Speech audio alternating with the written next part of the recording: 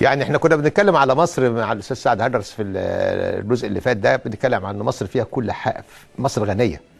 انا طبعا دايما بقول ان مصر اغنى دول العالم بشعبها العبقري العظيم. احنا فاهمين ان احنا بره اللعبه، بره اللعبه التكنولوجيه، بره اللعبه العلميه، بره اللعبه الرياضيه. احنا مش احنا براها باختيارنا. عشان ما اتكلمش كتير، انا بس جايب لحضراتكم ضيف النهارده، المهندس هيثم الدسوقي، شاب مصري. انا بعتقد ان الاختراع اللي عمله والاختراعات التي في صددها، والجائزه اللي كانت معموله في قطر وكانت نجوم العلوم اللي هي كان 7000 واحد تم تصفيتهم ل 30، قعدوا سنه وبعد 30 شافوا، بعد كده طلع هيثم الاول عليهم باختراع مذهل الحقيقه. انا هسيبه هو يتكلم، انا مش هعرف اشرح الاختراع ده ولا اي حاجه، بس انا عايز اقول ان في حاجات كتير جدا. عايز اقول ان مصر عظيمه جدا باولادها، ان ارض مصر لسه طيبه وبتقدر تطلع نبت طيب. مش عايزين في اي لحظات اليأس لينا، لان احنا حوالينا حالات تيئيس كتير جدا من اخبار الحوادث ومن القتل ومن الكلام ده كله. اذا كان عندنا ناس وحشين وشريرين وعندنا قتله وعندنا سفاكين وعندنا ناس عماله تخطف عيال والكلام ده كله، لا، عندنا علماء وعندنا شباب زي الورد وعندنا شباب يقدر يبقى احسن شباب في العالم، وعندنا اختراعات نقدر في خلال فتره قليله جدا لو اهتمينا بالبحث العلمي وابتدينا نصرف ونهتم بهذا المجال اللي احنا اهملناه سنين طويله جدا، نقدر نقف مع العالم كله كل حاجه. مساء الخير يا هيثم. سنور. ازيك؟ الحمد لله بخير، الحمد لله كله تمام؟ تمام بخير الحمد لله. مبروك الجائزه الاول. الله يرفيك الله يرفيك، وربنا يحميك ويكفيك شر النق والقر من بره قبل هنا. مش انما قول لي يا هيثم، كان احكي لي على الاول على الجائزه وال7000 واحد وعملت ايه وليه اللي عملته؟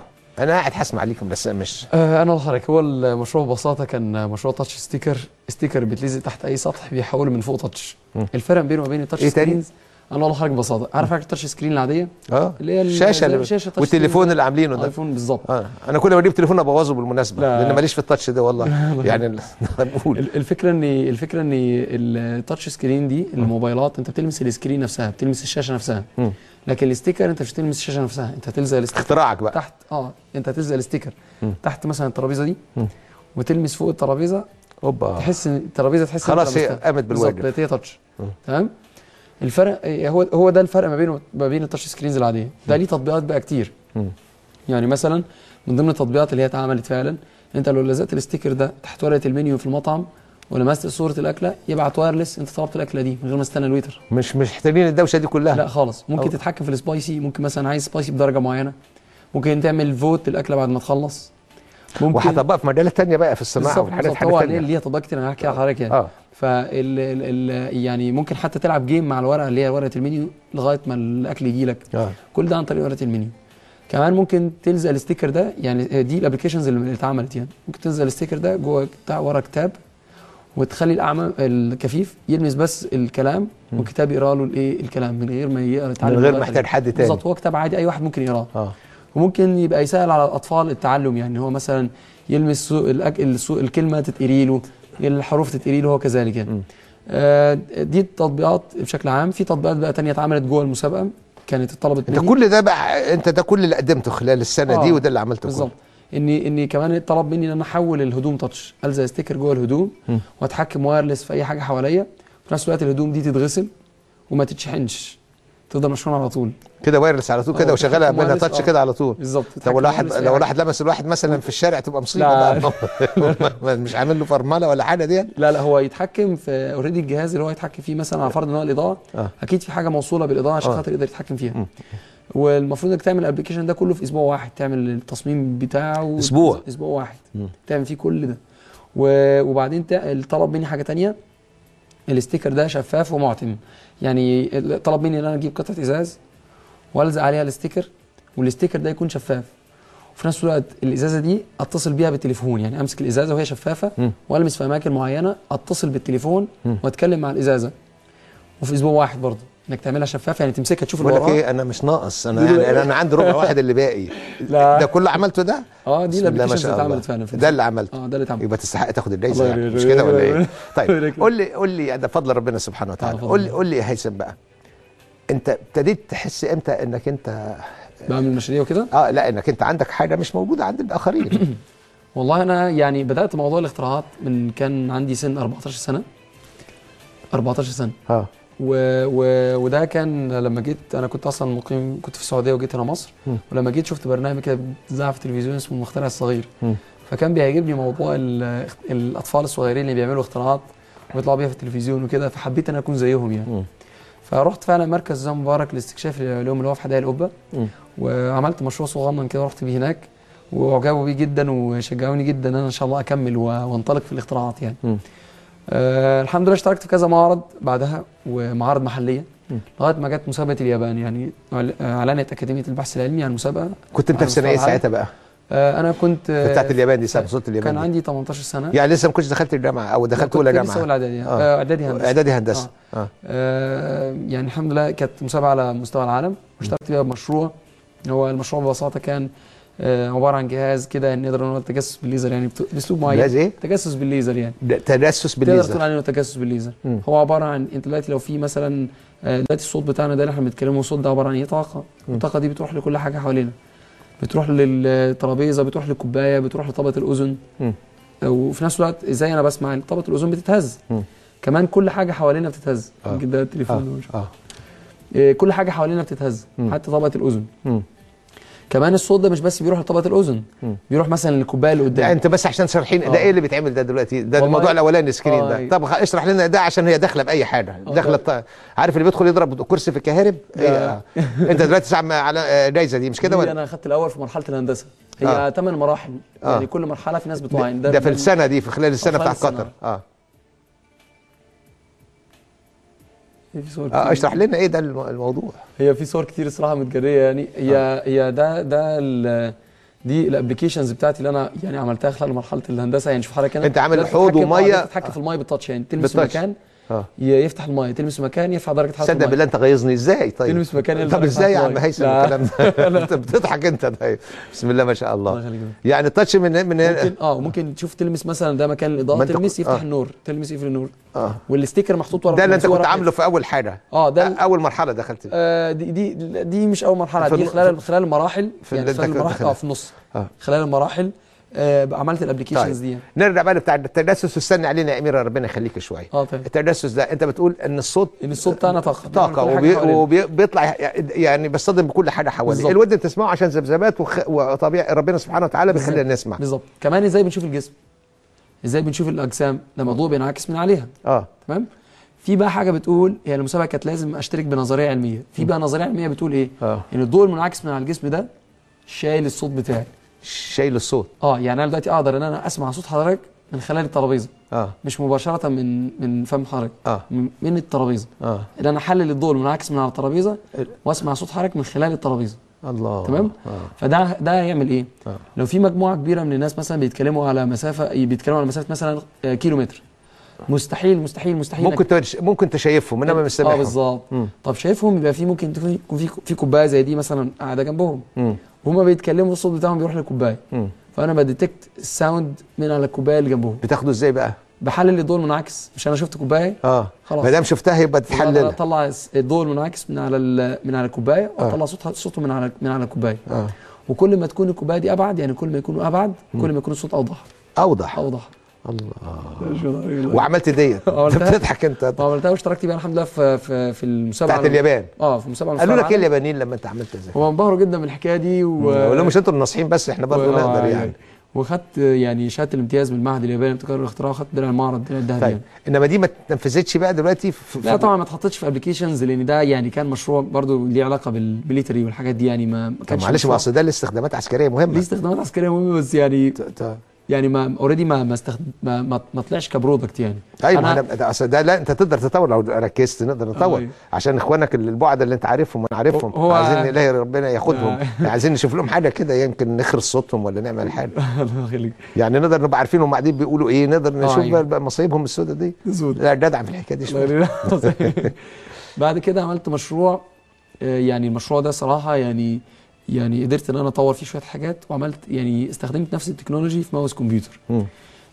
عملت ماوس كمبيوتر بيتركب في الصباع زي الخاتم، مختلف عن الماوس العادي.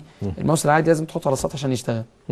اول ما ترفعه من على السطح الماوس بيقف، لو حركته تلاقيه وقف. الفكره في الماوس الخاتم اللي انا عملته ان هو بيديتكت الموشن عن بعد، يعني حتى لو الماوس بعيد عن السطح بيديتكت السطح عن بعد، بيقدر يحرك، بيقدر يشغل. دي بقى دي التكنولوجيا الجديده دي قدرت ان هي تصغر حجم الماوس جدا لدرجه انه ممكن يركب في صباعك زي الخاتم. والكليكات بتاعته تاتش سيرفيس، يعني بالتاتش كده. وطبعا بسبب حجم الماوس اضطريت ان انا اعمل ديزاين جديد للدوائر اللي انا بستخدمها، يعني التاتش سيركتس اللي انا بعمل بيها كليك يمين وكليك شمال. الدوائر دي اكتشفت بعد كده، يعني برضو الماوس ده اشتركت بيه في مسابقه في الكويت، كانت مسابقه اختراعات على مستوى العالم، وخدت الحمد لله المركز الاول فيه برضو. ولما رجعت اتكرمت في عيد العلم بسبب المركز ده، يعني هو كانت مسابقه كبيره شويه على مستوى العالم كله. واتكرمت في عيد العلم وبعد كده يعني اشتركت في مسابقه نجوم العلوم. مسابقه نجوم العلوم التاتش بقى اللي انا كنت عامله في الماوس ده، اكتشفت بعد كده انه ممكن لو حطيت فوقيه عازل ولمست العازل هيحس برضه. فعملت بيه بقى التاتش ستيكرز بقى اللي هو انطلقت الحته الثانيه بالظبط. طيب قول لي بقى، انت كنت يعني انت قاعد عمال تخترع يعني كده لوحدك ومع نفسك كده، ولا قاعد تفكر يعني قول لي يومك ازاي؟ يعني انا عايز افهم وفي الفتره دي كنت بتمول ده ازاي؟ واكيد بتقرا وبتشوف وبتجرب حاجات ازاي؟ والله حضرتك، وانا في الاول ما بدات مشاريع طبعا من صغري كان اللي بيدعمني طبعا اهلي، امي ووالدي يعني. وبعد كده لما يعني بدات اروح، يعني دخلت جامعه الازهر. فلما دخلت جامعه الازهر كانوا بيدعموني ماديا، كانوا بيدوني مثلا 3000 5000 كل 3 شهور كده بحيث ان انا اصرف على الاختراعات. يعني كانوا عارفين؟ كانوا عارفين. بعد ما رجعت لا يعني عارفين ومقدرين. بعد ما رجعت من اليابان الصراحه، انا كنت سافرت اليابان في اعدادي هندسه، فلما دخلت بقى هندسه كهرباء بداوا بقى يدعموني جامد يعني. وكل معرض الفلوس دي بتيجي مع المعارض، يعني كل معرض بيبقى فيه مبلغ. لغايه ثالثه اتصالات بقى حصل ان انا سافرت الكويت وخدت الجائزه بتاعت الكويت وكده. لما رجعت اتكرمت في عيد العلم، فيمكن دكتور طارق خليل في جامعه النيل شافني وقال لي تعالى اشتغل عندي في جامعه النيل، وانا لسه طالب، وقال لي هعملك معمل واديك ادوات وكده. ورحت فعلا جامعه النيل وبدا يدعمني ماديا في موضوع الاختراعات وعمل اللاب، وكنت باخد مرتب وكل حاجه. وفعلا بدات اعمل المشروع بتاع الاستيكر واشتغل في مشاريع ثانيه مع دكاتره هناك. طبعا كان في خبرات بقى كبيره، وكان في ناس بيشتغلوا في حاجات قويه، فبدات يعني هاخد منهم خبرات اكتر يعني. انت كان عندك تكريم النهارده في جامعه النيل. مظبوط. دكتور طارق. مظبوط. طب نشوف مع بعض التقرير ده بيقول عليك ايه دكتور طارق.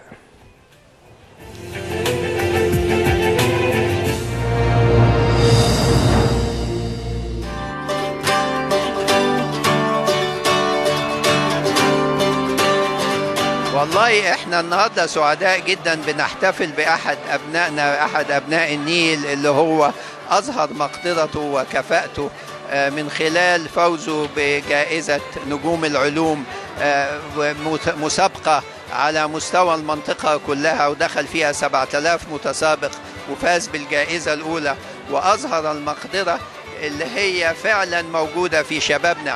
شبابنا عنده طاقات وعايزين ان هذه الطاقات تتفجر، واحنا كل اللي بنعمله ان احنا بنحاول نوجد المناخ المناسب، ونحاول نلاقي الشباب اللي هو فعلا عايز ينتج وعايز يبدع، بحيث اننا نوفر له على الاقل القليل من الامكانيات اللي تسمح له انه يبدع.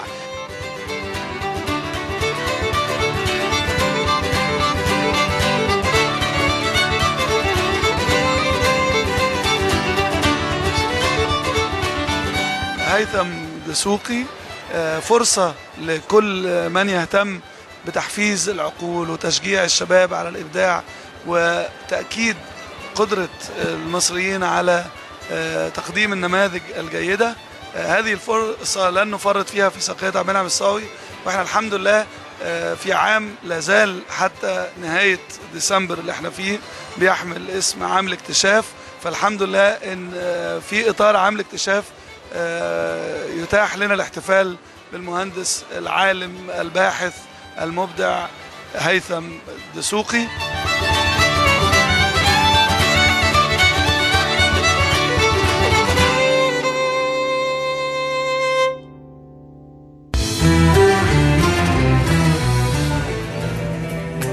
دلوقتي هيثم يعني احنا المؤكد دلوقتي بسم الله ما شاء الله ولا قوه الا بالله، يعني خدت بالك يعني انك احنا دلوقتي بقى في حاله دلوقتي عندها قدره في ظل الامكانيات المتاحه بتاعتنا، وفي ظل ان احنا ما عندناش حاله ان احنا تقدر تعمل اختراعات. هل ما توصلت لعلم الاختراعات نقدر ننفذها هنا ولا محتاجه تكنولوجي بره نقدر نعمله عليه؟ لا لا بالعكس ان شاء الله هنقدر ننفذها هنا. ومش هنحتاج اي حاجه من بره. يمكن كان مشروع اصلا ستيكر ده انا عملته للسبب ده. يعني انا بحاول بصراحه من زمان ادور على مشروع اعمله وفي نفس الوقت اقدر انتجه. يمكن مشروع تاتش ستيكر هو اول مشروع حسيت ان انا ممكن انتجه هنا في مصر بالامكانيات الموجوده حواليا.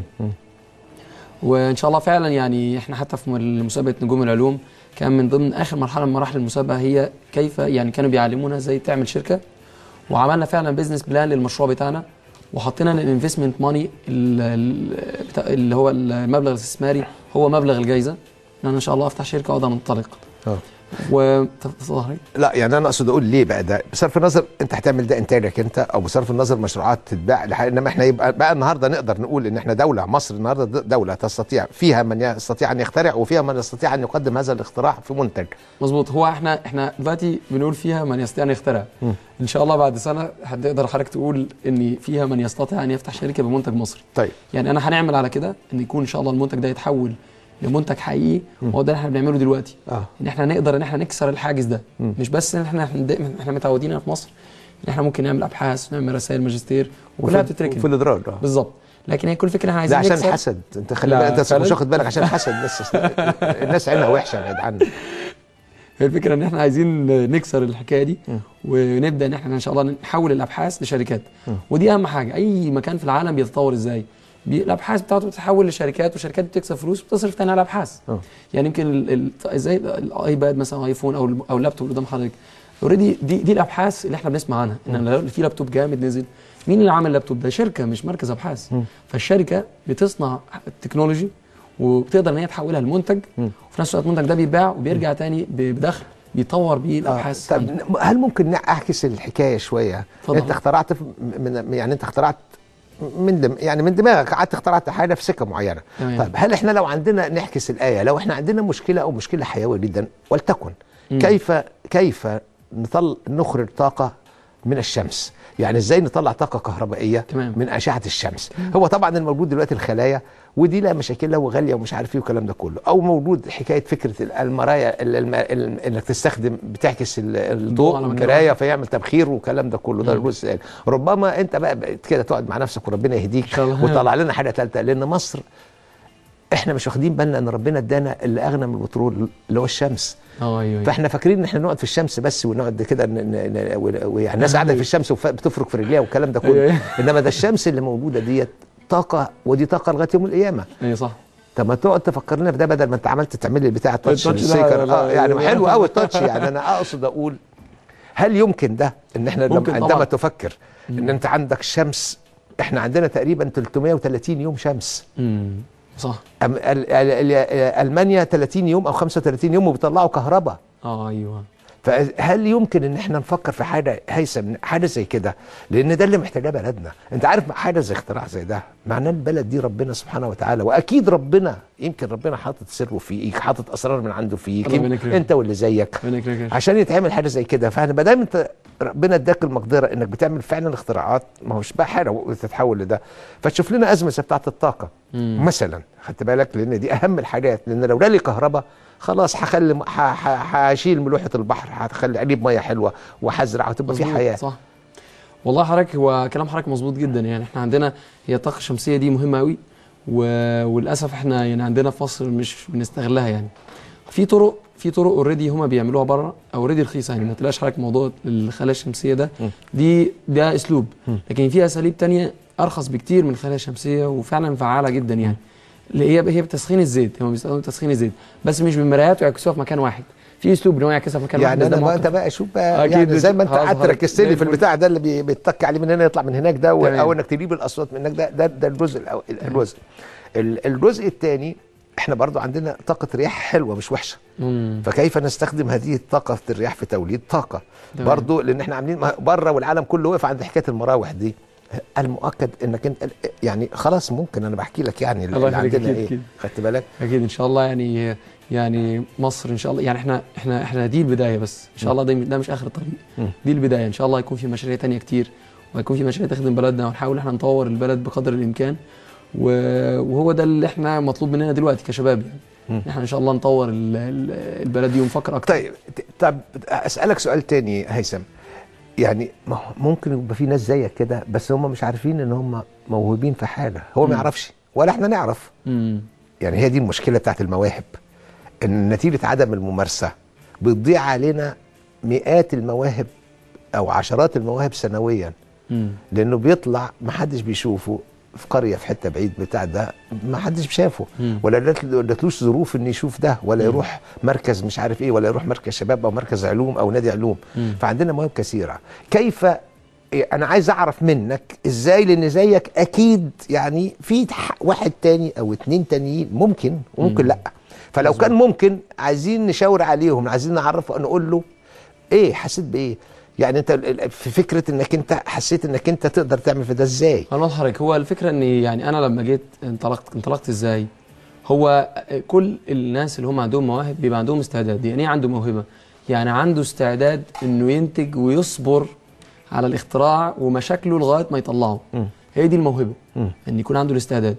فهي الفكره بقى فين؟ انك انت عايز تجمع الناس. لا بس مش علشان لما يطلع انت الموهبه ازاي، انت جالك انت تقول لي المشروع بتاعك. عايز لازم تجمع الناس حركه على مكان واحد. يعني مثلا انا اول ما جيت على مركز زنبار جيت ازاي؟ ما انا كنت مخترع، وكان ممكن فضلت لوحدي، كان ممكن عملت مشروع وقعدت مع نفسي وما حدش شجعني خلاص. بالظبط. ايه بالمناسبه المشروع اللي عملته اللي كسبت بيه ده؟ اول مشروع عملته ده كان مشروع بسيط كده، كان جهاز بيقيس نبض القلب. جهاز صغير كده بيقيس نبض القلب، بيقيس نبض القلب. بس الطريقه يعني راجل جات لك الفكره. ما انا عايز اسال سؤال انا عشان اشوف اللي زيك، بس احنا دي اللي بنشاور على حاجه النقطه المهمه. جات الفكره ازاي؟ انا كان في كتاب اختي راحت معرض الكتاب واشتريت كتاب عن جسم الانسان والحاجات دي. وانا اوريدي كنت بحب اللعب الاطفال، اقعد افك فيها والعب بالمواتير والحاجات دي. يعني يبقى انت كان عندك اهتمام بالامور دي. طيب ماشي. فلما جابت الكتاب كانت في معلومه مكتوبه في الكتاب بتقول ايه؟ ان عدد نبضات القلب لو قلت عن 60 نبضه في الدقيقه ده معناه هبوط. فهي كل فكره رقم 60 ده رقم مش غريب، هو ده اللي انا لاحظته. رقم 60 ده رقم في الدقيقه، ده رقم مش غريب، ده هو نفس عدد الثواني. تمام؟ كل ثانيه دقه يعني. كل ثانيه دقه بالظبط. لو قل عن كل ثانيه دقه يبقى هبوط، المفروض يبقى يزيد، يبقى 70 80 90. فانا رحت اعمل ايه؟ رحت جايب موتور بتاع لعب الاطفال، فكيته البطاريه ده وجبت دايره المنبه، جبت المنبه وفكيت الدايره منه اللي هي بتطلع الثواني. وعملت التالي، ودايره انذار صغير. دايره الانذار دي جبتها من اللعبه برضه. الفكره فين بقى؟ ان نبضه القلب لما بتيجي المفروض نبضه القلب تبقى اكتر من، تبقى مثلا 70 80 90. فكان ايه اللي بيحصل؟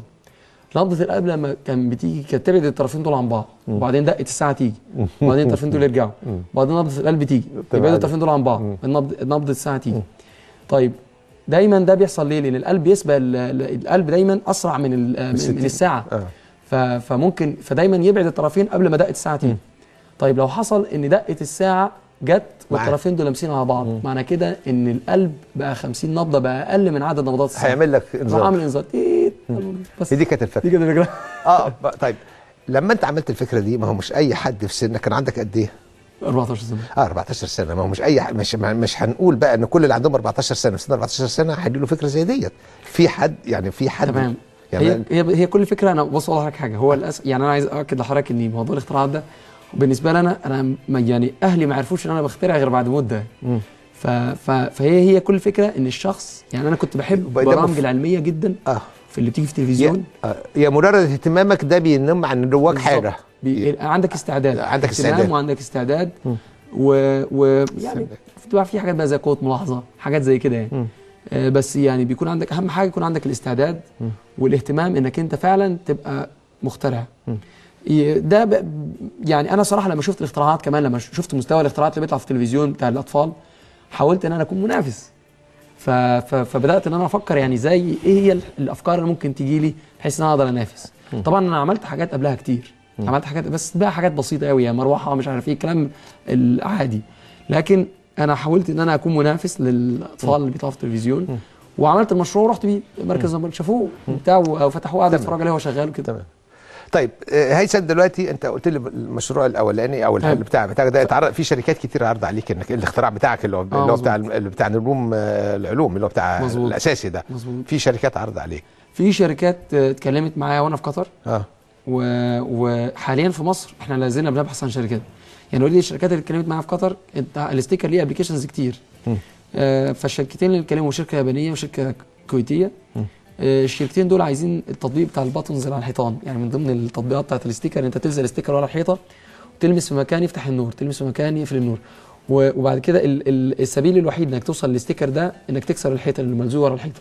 كمان لو جبت شويه ميه ورشيتهم على الحيطه مش هيحصل اي حاجه، الاستيكر مرزوق برضه. وده مشحون على طول يا هيثم؟ وده في جزئين، يعني يا اما يكون مشحون على طول بس هيكون في يعني على حسب، في اوبشنز كتير. يعني كمان ممكن مش بس يبقى باطن تلمس تفتح النور، لا ممكن يبقى دراجنج، تتحرك ايدك على السطح يتحكم في شده الاضاءه. وفي نفس الوقت الديزاين بتاع الباطن بيعبر عن حاجه اللي هو يعملها. يعني تخيل مثلا دلوقتي لو داخل مثلا فندق وعندك 5 6 باطن على الحيطان وده بيفتح النور، ده تقعد تجرب فيهم كلهم لغايه ما تحصل على النتيجه اللي انت عايزها. انت ما بتبقاش عارف ده بتاع ايه وده بتاع ايه وده بتاع ايه. الديزاين بتاع الباطن بيعبر عن حاجه اللي هو بيعملها. يعني مثلا ده بتاع الاباجوره، ده بتاع اللمبه، ده بتاع التكييف.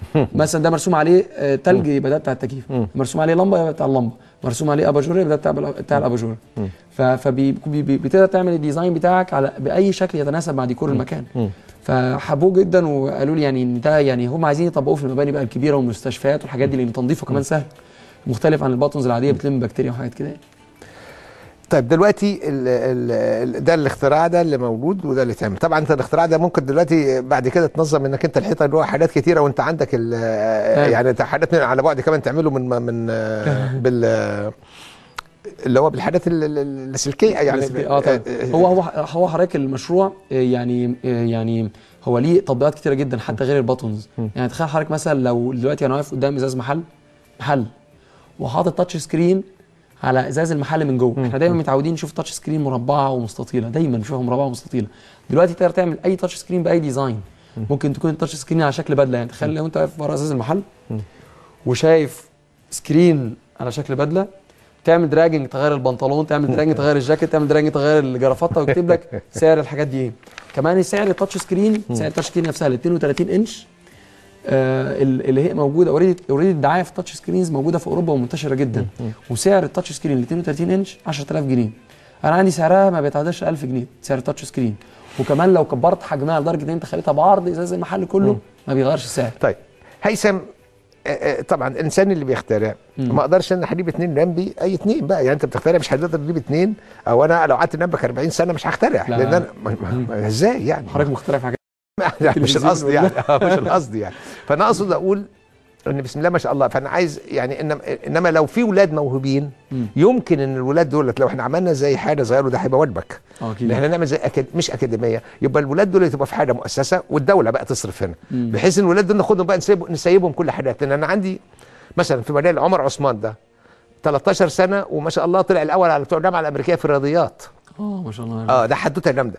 في شاب صغير طفل صغير كان عامل آلة حاسبه 50 في 50 حدوته صغيره. فانت لو لقطت دولت يعني انت لو دول نبنى 2 3 ونعلن عن ده، وانا هعمل ده نعلن عن دول، وانت حضرتك نبتدي نعمل تبقى انت مؤسس. يعني احنا مش هتسيب ولادنا يهربوا بره. وكويس انك قاعد هنا، يعني انك انت قاعد هنا.